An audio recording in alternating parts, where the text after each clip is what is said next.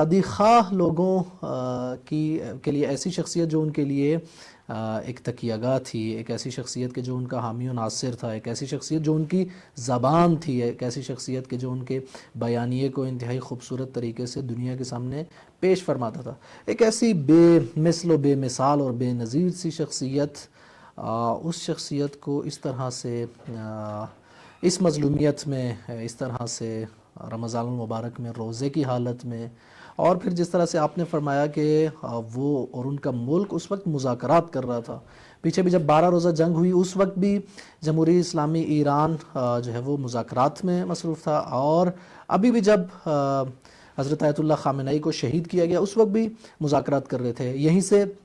اس غرب کا وہ چہرہ بھی اور وہ فریب بھی، وہ دھوکہ بھی، وہ جھوٹ بھی، وہ بھی واضح اور عیاں ہوتا ہے، اور اس کے بعد ان کے بہت سارے لوگوں نے، امریکہ اور اسرائیل کے لوگوں نے